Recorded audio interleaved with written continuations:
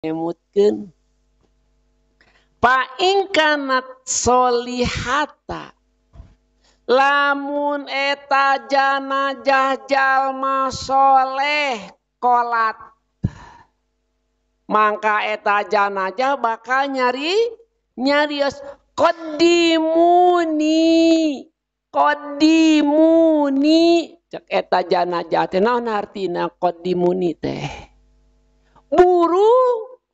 buru-buru matak tong lidilakeun Bu Pak lamun aya janajah teh geus dipulasara geus disolatan geus sagala rupa geus buru-buru teh nya lamun tamadah nya tamadah burukeun kade urang entong mentang-mentang anak nu panggedena jabaning jauh di Nederland nelepon ka masyarakat kade ulah waka dibawa ka makam Bapak Uing hayang ningali beungeutna sok mate kitu lain raraina tapi beungeutna kawas nu ambek wae nya ulah kade mudah-mudahan janajah kolot urang sepuh urang teh jadi jalma nu soleh da buru-buru minta buru-buru kudumuni nya kodimuni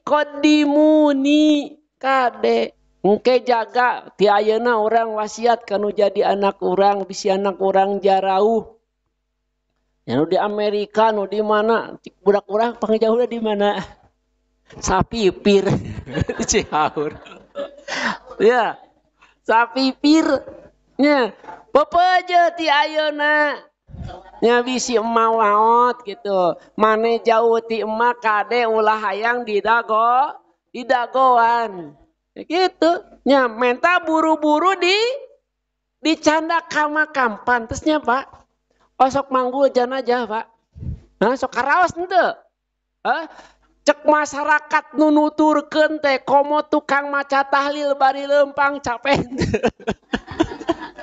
ya capek la ilaha illallah la mimiti nama tarik beki dia beki lantaran capek aya jak leumpang eueuh jang maca itu janajah beki jauh wae naon sababna bawaan ajan urang tinggorowok tahan lain kahayang nu leumpang kahayang mah mayit teh buru-buru wae yang buru-buru matak sok coba kebiasaan jalma nu manggul janajah capena luar biasa lantaran cek jalma nu hirup tahan sampai kun ka anu dibedol untuk temurag oge nya tahan karunya nu di tukang eueuh puguh kahayang mayit kudu buru-buru nya kodimuni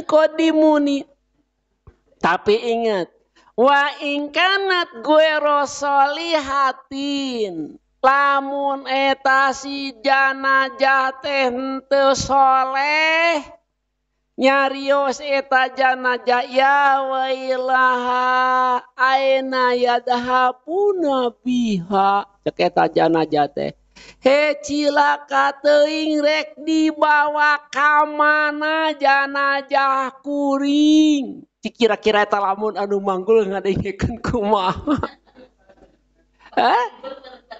jadi tunda bereberenan nya emutkeun yasma'u sautaha dawuh Kanjeng Nabi teh mireng kana eta sora janajah rek nu solehna rek nu teu solehna kullu syai'in sakabeh perkara jadi sakabeh makhluk Allah mireng kana eta sora janajah tonggeret mireng tongo mireng kapireng ku tongo nya tongo teh begitu cek janajah teh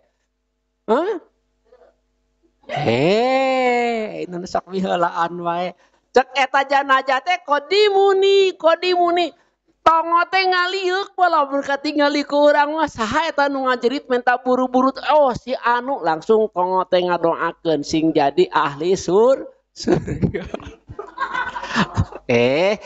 sakabeh makhluk Allah teh ngadoakeun ka manusia ibu si ibu masuk kaya aya wae inget teh kana nyoco wae ya emutkeun ilal insan. Cek Kanjeng Nabi teh kajaba manusia.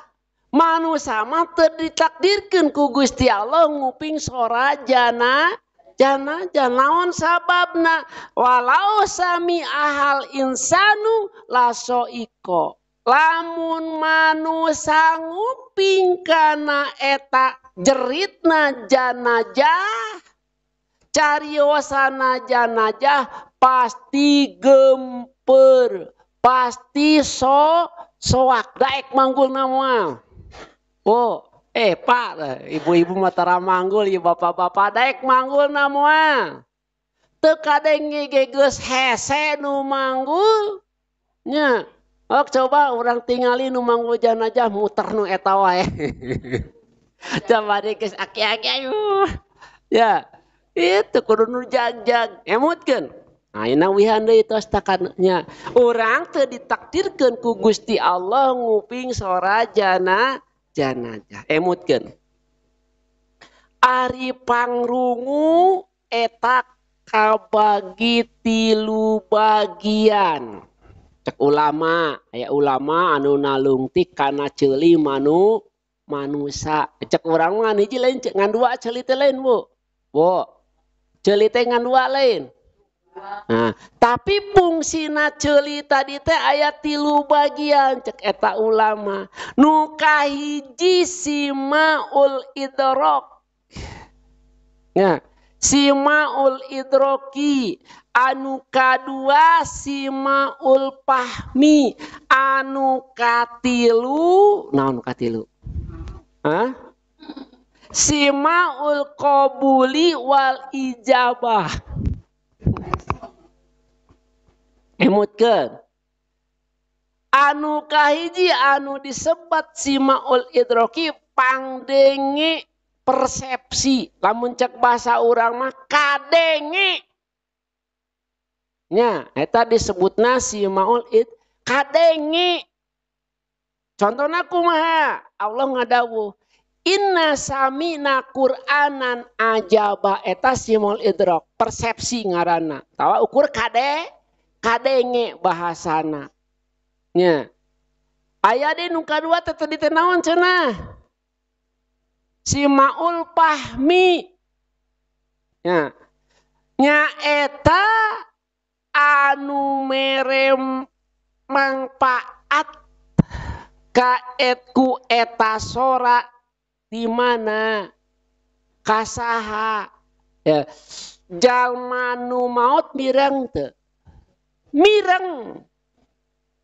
mirengna simaul pahmi ngaranna ukur paham teu bisa ngaaplikasikeun naon anu dipirengna tah kitu teu bisa nyaritakeun deui kana naon anu dipirengna ya eta anu disebat simaul pahmi. Jadi ukur pikeun anu maot. Atanapi anu salajengna nu katilu anu disebat simaul qabuli wal ijabah. Sabalikna tinu itu kadenge didenge lamun cek bahasa urang mah. Nya eta ngaranna simaul qabuli wal ijabah kadenge didenge di mana kadenge terus didenge di ijabah teu. Contoh sora adan kadenge didenge itu balik deka di Jawa ya urusan teh kumaha tuh nya. Kadenge didenge. Ampura ya urusan teh kadinya contohna nu paling deukeut jeung paling gampang nya. Nu disebut simaul qabuli wal ijabah pikeun urang nya pirengkeun anu disebat simaul qabuli wal ijabah pikeun urang nu diartikeun kadenge didenge pan disebatkeun nya qabul ditarima ku urang diijabah berarti didatangan gitu si kira-kira naha urang kalabat simaul idrak simaul pahmi ta simaul qabuli wal ijabah ya ya